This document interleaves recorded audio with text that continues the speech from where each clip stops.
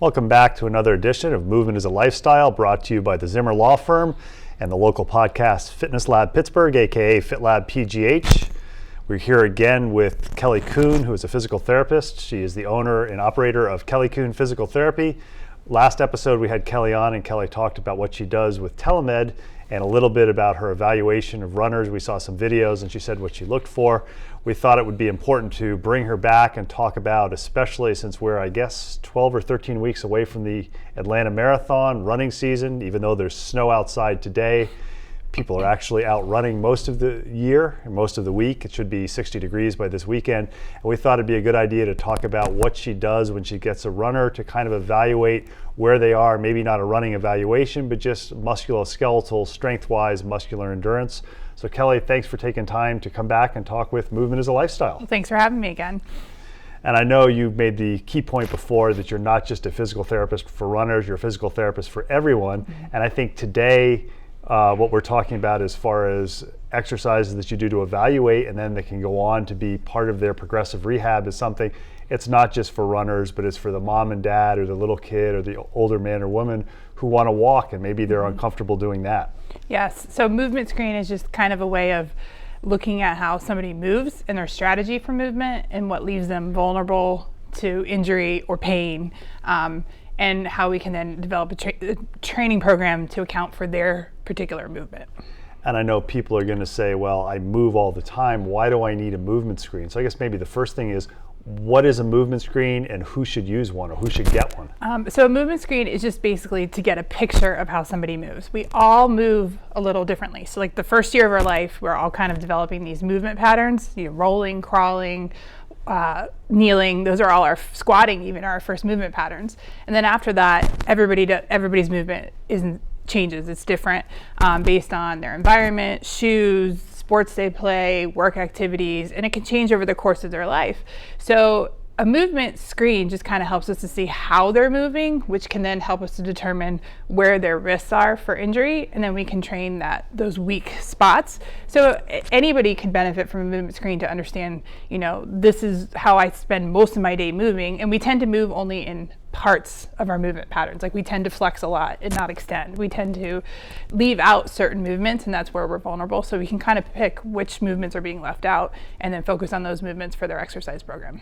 And I know we could devote an entire session to youth athletes, and sometimes people start their kids specializing in athletics at too young an age, and that's an entirely different topic. But at what age would somebody, if maybe they've got a kid who's playing Little League or T-ball and they're playing youth soccer, at what age should they have a movement screen? And do you expect their movement patterns to change as they reach physical maturity? I would think that it's probably a good idea for coaches, if you're doing any kind of competitive sport, for a coach to do a movement screen at the beginning of every season. Because yes, they're growing, especially like that 12-year-old boys, they tend to have like huge growth changes, and they tend to be a group that's really particularly prone to injury. So I think that if we're asking these kids to do pretty high level activity at the beginning of the season, we need to do a movement screen to see what have they lost as far as their movement patterns, especially because we're taking out a lot of free play time. So that's a big area of development for movement. So we need to make sure that we're not losing those movement screens. So I would suggest that coaches can learn how to do movement screens at the beginning of every season. And I know when I was in college, one of the things we used to joke about is if you wanted to laugh, go watch the cross country team play basketball, because cross country with all those linear movements forward, occasionally backwards, no side to side, and all the endurance activities, the vertical jumps were not very high. We used to joke you could slip the New York Times underneath it. And I think one of the reasons I wanted to have you on here is because there are a lot of people who want to run because it's a relatively cheap activity to do, and you can pretty much do it anywhere, on-road, off-road, on a treadmill, indoors. And I think you mentioned the last time we had it on, something north of 80% of runners are going to be injured. Yes. Running is a high load activity. It's not high load that you're doing like a hard heavy load, but it's such a repetitive load that's above like our normal walking load. So anytime you have an increase in load, you're more at risk for injury. So when we know better movement patterns, we can help to manage that load. And I know last time you said that you have, when you work with runners, that you may give them drills to do as far as their cadence at different speeds. So I think one of the cadences for some runners may be as fast as 150 steps a minute. And if you think about how much somebody weighs, you multiply that by the number of steps they take, and I guess depending on the research, anywhere between 3 to 5 times body weight when you're running is the force. If they even run 3 miles, that's a heck of a lot of force on the musculoskeletal system. So it's important if they move correctly or if they have some weird or wonky way to move. And we look a lot for smoothness in their movement. Can they tolerate the movement without wobbling all over the place? Because yes, running is a rhythmic activity where you're going up and down loaded. And if you're wobbling and can't keep that rhythm, that's a lot of extra work during running. So that's really what we're looking for, is how smooth they can move, just to be able to tolerate that high load of running. And I know the second half, when we come back from the break, we're going to actually demo some of these exercises. You're going to use me and be able to see what happens for years of wear and tear, but probably also identify some areas that I can work on. When you do movement screens with somebody, I know coaches may be listening to this, where can they, or even parents may be saying, or runners saying, I want to learn more about this, but I've never heard about it. Obviously, we'd like them to hire Kelly to come and do the screen on them or do it on their running club. But what sorts of activities constitute or makes up a movement screen?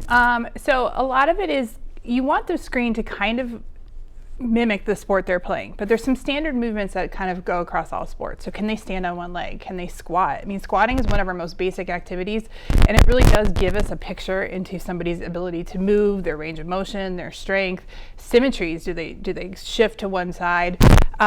Jumping for athletes, can they jump? Can they tolerate jumping? And then there's some planks and bridges, or just give us a picture of how the whole kinetic chain moves, so how the body moves as a whole together, and if there's breath holding in there, because breath holding is usually a strategy for a problem, that something's going on and it's a compensation. So those activities kind of can give us a chance to see if somebody's holding their breath.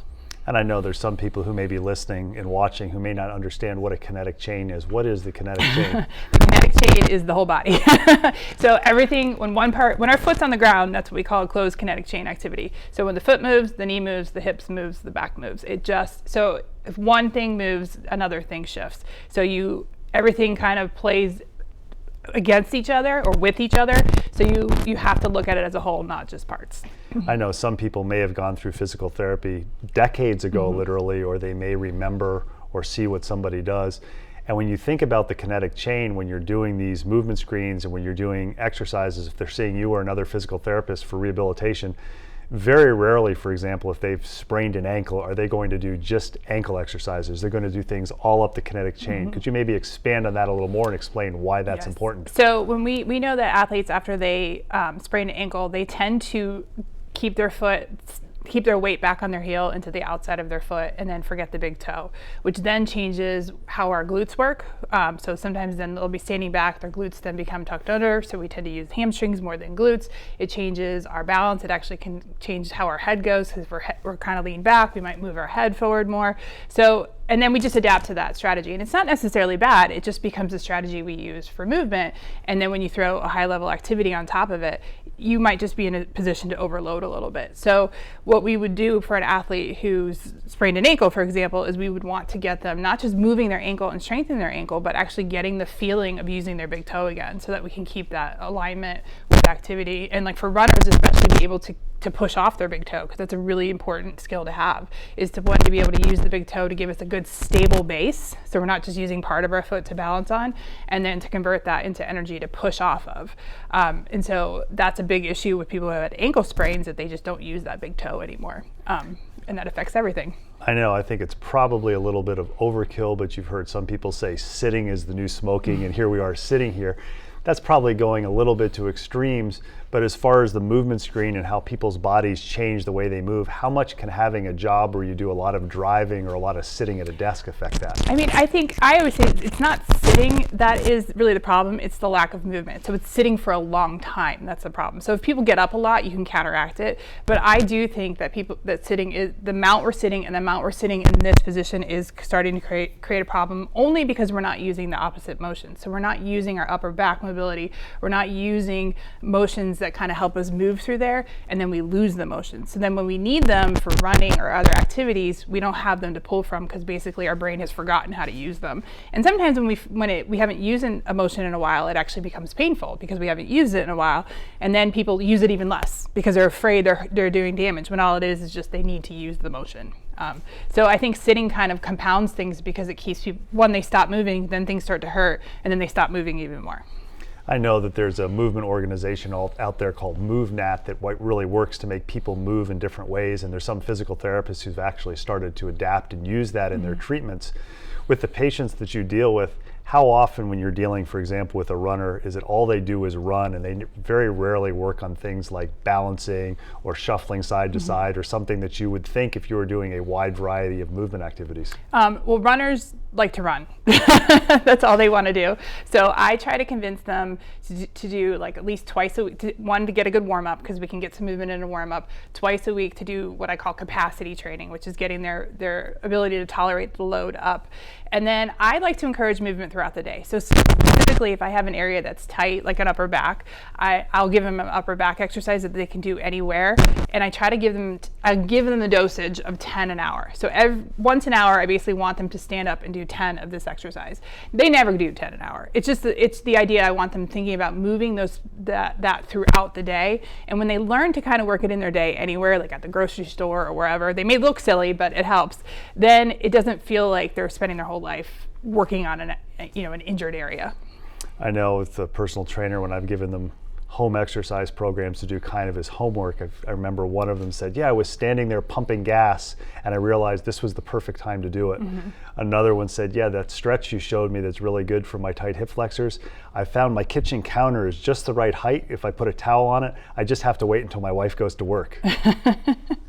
It sounds like with the mobility or the motion screening and the mobility exercises that you recommend each hour, that many people, if they're involved in a relatively sedentary lifestyle or periods of stationary activity, which doesn't really make sense, but it does since it's many of our jobs, they ought to have some sort of a regular, for lack of a better term, mobility program that's 10 or 15 minutes, maybe they do before and after the activity or even a couple of times a day. What are your thoughts on that? I mean, I think that's very important. I encourage everybody to use dynamic warm-ups before activity, just to try to get the movement back that we forgot. So I think when we sit for a while, our brain kind of forgets to move in certain ways. Like we don't use our knee extension, we don't use our thoracic mobility, we don't really move the ankles that well, like we don't let them dorsiflex as well. So the brain will just forget it. If we don't use it, we lose it, and we lose it quickly, but we can gain it back pretty quick if we just warm up with a good mobility program. So just like some squats and things like that where we're actually moving, the brain will actually let it go and let you move when you teach it to move. And I'm curious, with the athletes that you deal with, when you kind of ask them that question, how many start out with a good mobility program before they start running or dynamic activation versus after you educate them and explain if you've been sitting or at work all day before you go and run your intervals? I think the education's getting out there. There's more people who have heard of a dynamic warm-up. I think more people are still doing static stretching, and even more people are doing nothing. More people are like, well, I run because it's quick and easy and I just want to go out the door and run. And that is definitely something that a lot of people have never done before, and that once they're injured, I kind of encourage as a major transition to just give me 5 minutes, even start out walking a little bit to build up your mobility before you just hit the pavement running. And I can say that as you get older, it takes a lot longer to warm up for that walking to the running and a lot more mobility work. When we come back after the break, I know I'm going to be your guinea pig for a couple of your movement screen exercises. If you can just very briefly describe what are those exercises we're going to do. Well, I'm going to have you stand on one leg because that's running is a one-legged activity, squat because that gives us an overall picture, and we're going to do a one-legged step down or a one-legged squat, which kind of mimics the load of running and absorbing, and then a calf raise on one foot because that's an important muscle for runners that absorbs a lot of the load of running, and then also just some kinetic chain, the plank and the bridge, just to see how the core, and I don't really like to use the word core, but how the body's working as a whole and if you're breathing well with it. So where movement is a lifestyle, when we come back after the break, Kelly will be making me suffer and show my movement impairments.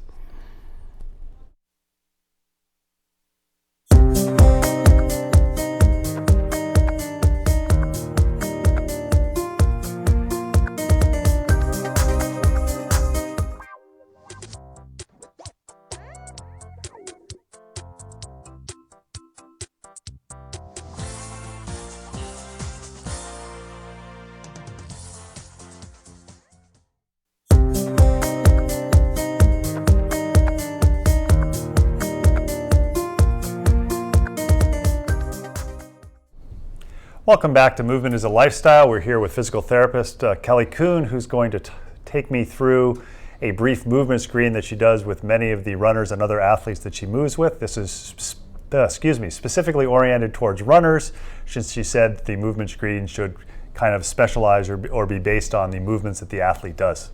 So Kelly, we'll let you take it from here. So the first thing we're going to do is have you stand on one leg, and I want you to bring the other leg up in front of you, kind of like a runner's march. And what we're looking for here is, where do you feel like your weight is? Is it back on your heel or through the whole foot, or kind of more towards the outside of the foot?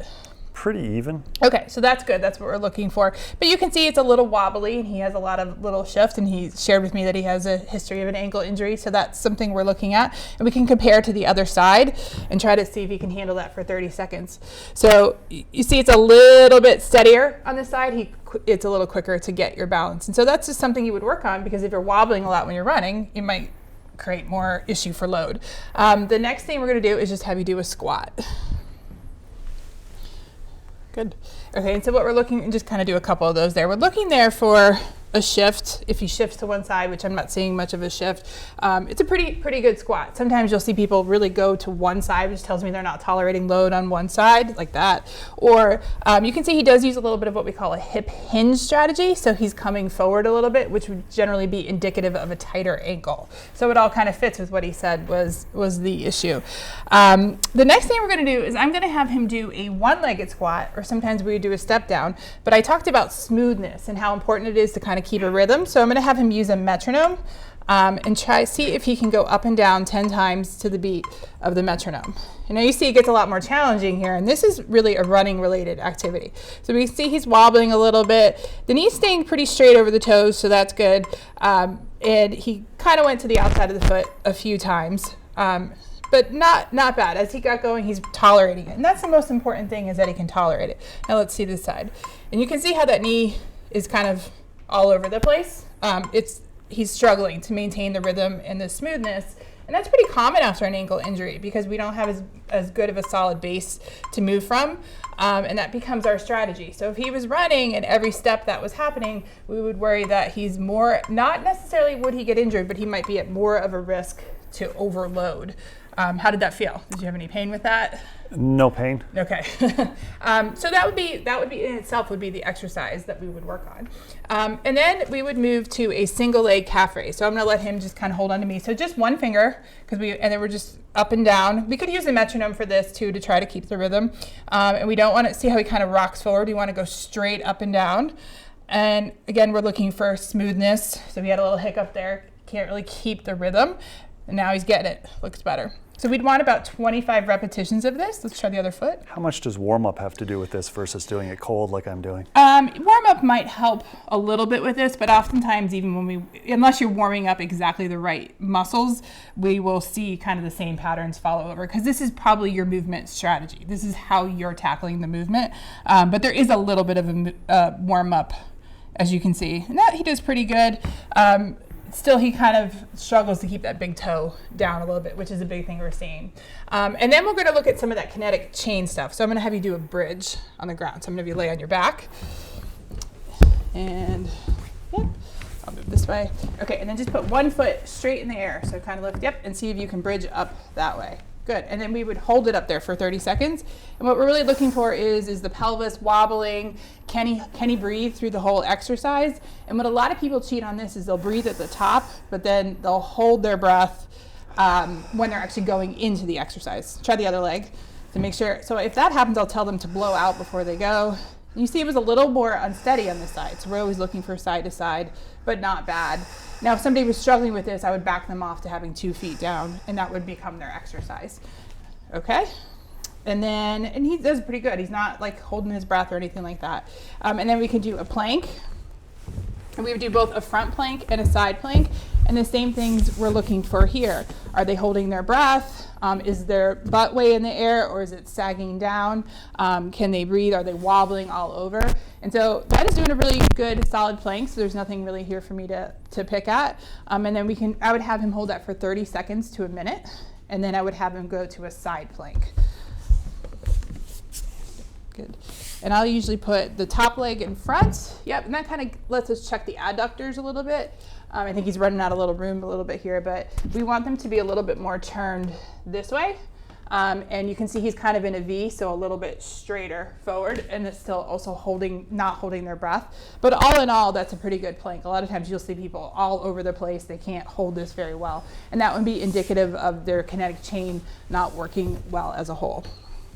So that's pretty much the basics of the movement screen. We've been talking with Dr. Kelly Kuhn, who is a physical therapist, talking about movement analysis and making sure that you can run, walk, or do your sport without getting hurt, or if you do get hurt, have minimal injury or minimal downtime. Thanks for taking time to watch Movement is a Lifestyle. After the break, we'll be coming back with our favorite part of the show, Maverick the German Shepherd.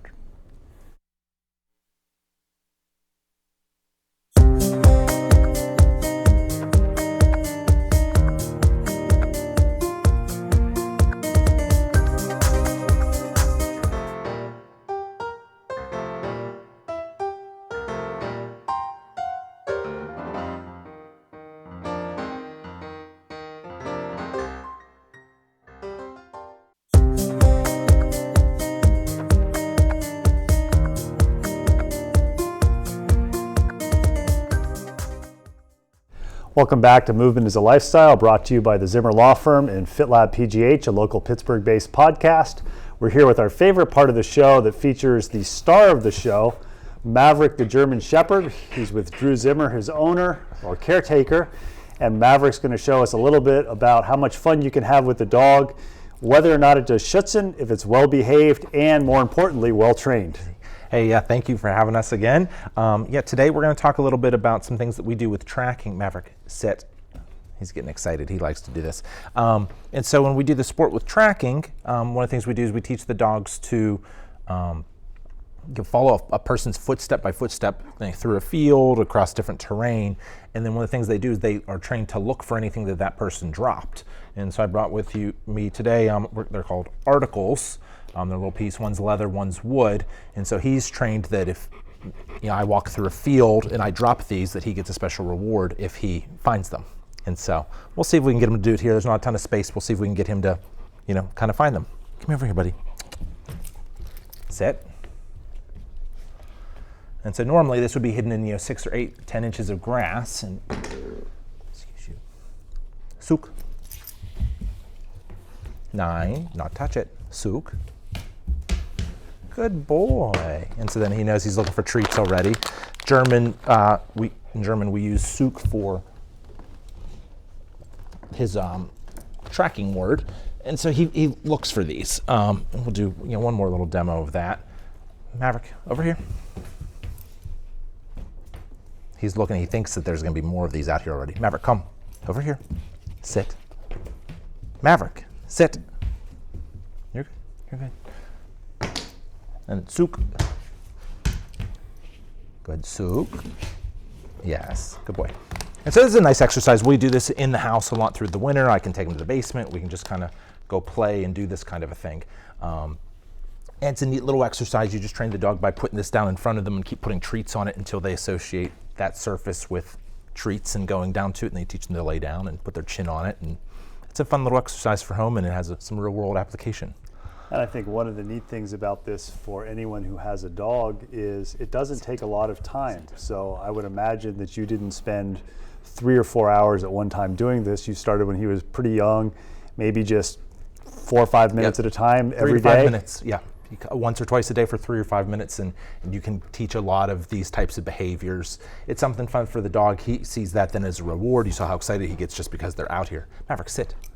And I'm curious, do you have your kids do this with him too, where they put things out and he does that? They will. Yeah, Maddie, so my daughter, she's almost 4. She'll get toys and she'll make him sit, lay down, stand, wait to go pick them up, bring them, drop them to her, and she does like a whole little training routine. And it's just what she does and how he behaves, and he'll do it for kind of any toy, any reward. I know some people don't like to take their dogs out when it's too hot or too cold. Is this something with Maverick? I've seen him when he's pretty active. If he can't get outside, if you do this for 5 or 10 minutes, does that help remove some of his excessive energy or puppiness? It does, and that's still, he's thinking. He's seeing this object, he's remembering what he does, and these types of activities we see it does more to burn off that extra energy than, say, just running. If I turn him loose in the yard or take him on a really long walk, he has a lot of energy and good stamina, where this is a mental exercise and this is a lot more kind of challenging and that burns it off faster. And I know he's a dog that does Schutzen, but if you can't do Schutzen, and people may have no desire to do Schutzen, what's the one activity that you find with Maverick is most beneficial for both your relationship with him and also to burn off that nervous energy that dogs that don't get enough exercise get? I really like just the sequence of a dog that has a good recall. It's a safety mechanism. They get away from you and they'll come back. If he gets out of the parking lot here at the school, I can make him come back to me. So I really find that a good strong sit, a good down, and a recall are good. You can sequence them, you can have fun. He gets rewarded for doing it, so he thinks it's great, and it's really a great safety thing on. If I can stop a dog and make him come back to me when I tell him to, it's hard to get into a spot where that you're going to be in danger. I know you mentioned the first time you were on that the important thing with getting Maverick or any other dog to do something is what you're asking them to do has to seem more interesting than what they're currently doing. And I know I've got a relatively young puppy. My girlfriend, sometimes the puppy doesn't listen to her, and she started to take advantage of that and bring little handfuls of food out in the backyard. And it's amazing where he may or she may run around, the dog, not my girlfriend, pay no attention to Lisa, and then Lisa will show her a handful of food, and all of a sudden that's the most interesting thing. Yes, and so it's just tapping into what's going to make them want to listen, pay attention to you, and it's either these really excited high-pitched voices can get them going, food, a tug toy, things like that. And do you find, obviously you're the alpha dog, pun intended, in the family with Maverick. Do you find that maybe he doesn't listen as well to your wife or your daughter because they have higher pitched voices, or it just really not depend? I don't know if it's that part as much, but I think it's there's not that firmness always on, he kind of knows he gets to hear it once, maybe twice, and then we'll do it, but there will be a reward for other people. Sometimes they give, and he knows he can take advantage of it. We hope you've enjoyed watching Movement is a Lifestyle, brought to you by the Zihmer Law Firm and FitLab Pittsburgh, a local Pittsburgh-based podcast. Our whole goal is to get people to think about treating movement as a lifestyle, not just an activity, because movement is part of what makes your life complete. Drew, thanks for coming again, and more importantly, thanks for bringing Maverick, who we hope to see on our next show. Absolutely, thank you.